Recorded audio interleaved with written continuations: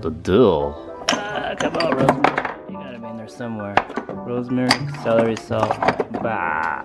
Oh well. Bread flour. 4 cups. That's a lot, man. Still a lot. I think I have enough. Close enough. Put you away. I have no idea how to use this thing. 1.5 cups of water. Get my Brita. Oops, that's pretty close. 2 teaspoons of salt. I guess I'll use this. Teaspoon, tablespoon, teaspoon. I guess that's a teaspoon. Teaspoon. I guess that looks right. Okay. Salt, salt, salt. Let me move you out of the way. More containers. 1 teaspoon, 2 teaspoon. Let me double check. Yeah, teaspoon, not tablespoon. Seems about right. Olive oil. 1/4 of a cup. 1/3 of a cup. Darn. 1/4? Yeah.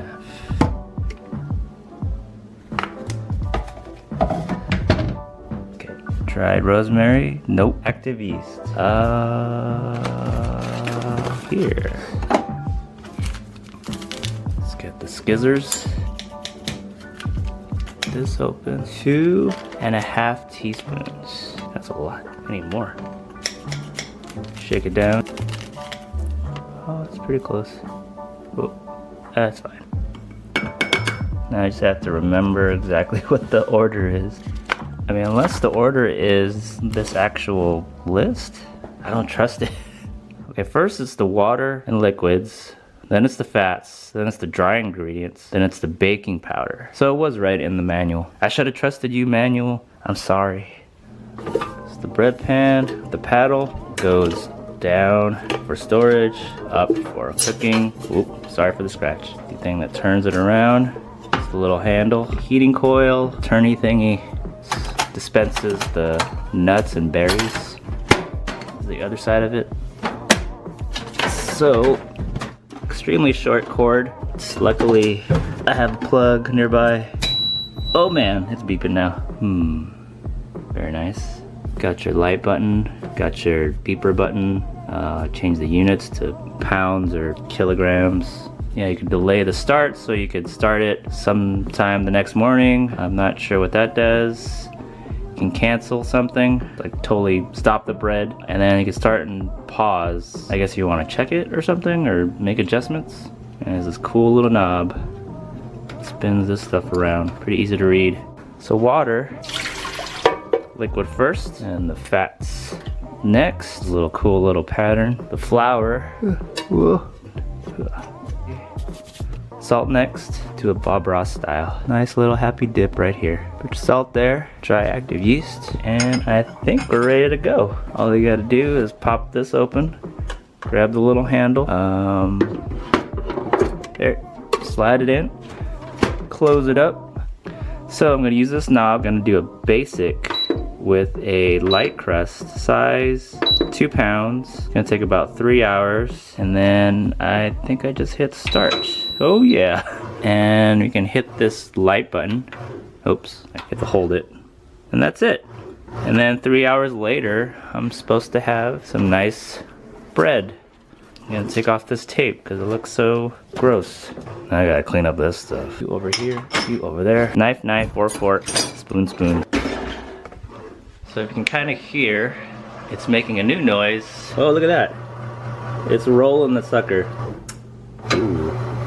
Oh, it's going the other way. You can see this like progression bar. Whoop, whoop, whoop. I forget what that means. It sounds a little violent, but I think it's okay. So we're at the 2:43 mark. It's very foggy in there. Looks like someone's fighting or something. This bread machine's like kind of top heavy. I mean, it's pretty solid, but you can kind of see it's kind of shaking a little bit. I don't have any fear that it's gonna topple over or anything. You would think for a machine like this, it would be like just rock solid. The bread is rising 28 minutes left. I can't wait. Walking up the stairs. Smells hella good. I think I heard the beep earlier. Oh, it's nice and warm. Smells so good. Oven mitts.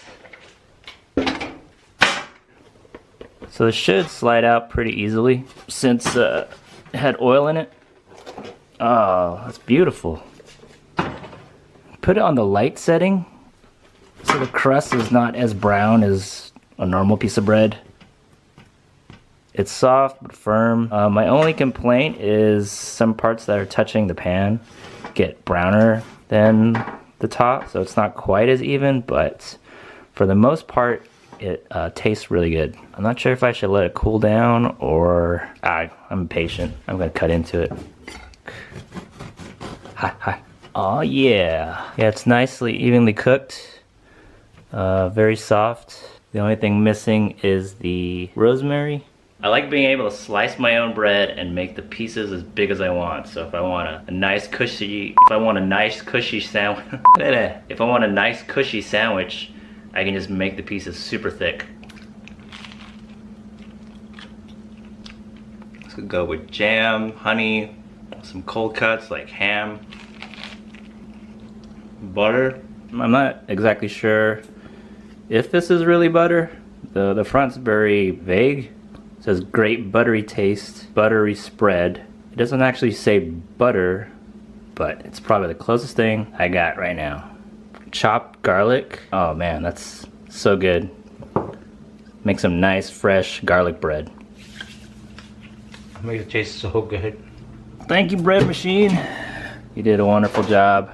Let's see if I can put you back, store you away, bring you back out another day. I guess that's one good thing about the short cord. There's hooks right here, kind of like vacuums where you can just bunch up the cords and it's ready to sit there for the next time. Thank you, bread machine. I want more bread. This bread is addicting. Thanks for watching, guys. Hope you enjoyed this video. I hope this video was informative for you. I definitely had fun making it. See you guys later.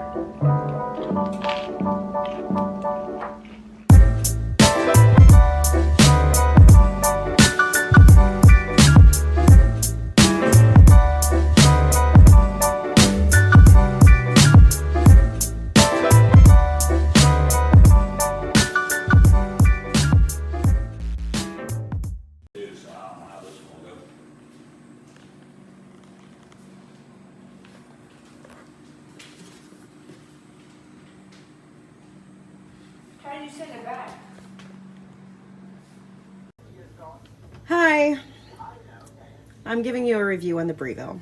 I've had it for 3 months. I am a person who makes bread like a psychopath, and my kids only like bread machine bread. If you look at the front of my machine, you'll notice that it is dented and dinged and completely banged out of shape in multiple locations. That is not my fault. That is actually the machine committing suicide as it jumps off your counter. Okay, I have this machine more than a foot back, as far back on my counter as I can get it. And it literally, I'm not kidding you, this machine is suicidal. It wiggles itself off the counter and falls down on the floor and then cracks and breaks, and it's just the worst waste of your money. Just move on. Don't buy this product. They did not take the time to create a product that was going to last. Okay, so I bought this in October. Here's my other bread machine.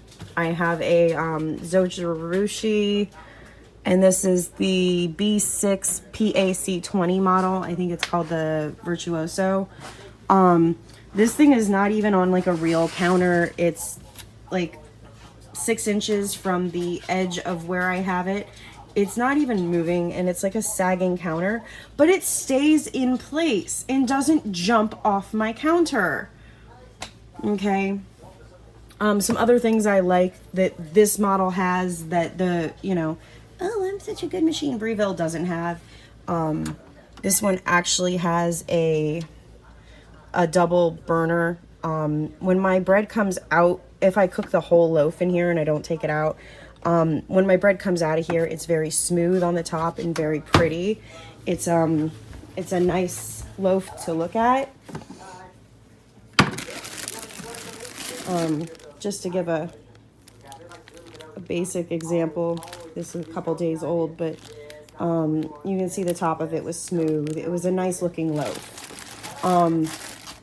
Every loaf of white bread that I have made in the Breville, the top of it ends up, the top of the loaf ends up being very, like, unsmooth. So you'll have, like, I don't know how to, like, you know when you make a meringue topping, and you're trying to form peaks? Well, imagine if you formed like 4 or 5 peaks. That's the top of your bread when you make just a regular loaf of white bread with a Breville. So, I'm really unhappy with this bread machine. But, I mean, there's times, I mean, I have 3 kids and my children's school loves it when I send in bread. So I make a lot of bread. So having 2 bread machines for me is unnecessary. I just think that I will be getting rid of this Breville as soon as possible and replacing it with a second Zojirushi. When it comes down to it, Zojirushi is the better machine out of the 2. The only thing that the Breville has that my Zojirushi does not is this handy, convenient piece of crap automatic nut dispenser. Which, as you can see, because the machine's also suicidal, it's just don't waste your money. This thing is awful. I will mention that I've had my Zojirushi for about 1.5 years, and I literally use it at least 1 to 2, sometimes even 3 times a day. And the Zojirushi quality is substantially better. So I hope this review helps. Please save yourself the frustration, invest a few extra dollars and go with a Zojirushi. You won't regret it, but I promise you, if you go with the Breville, again, the suicidal bread machine, you will be disappointed, unfortunately, unless you get really lucky or you decide to glue this thing to your counter, which I would say don't glue it to your counter. That's a bad idea.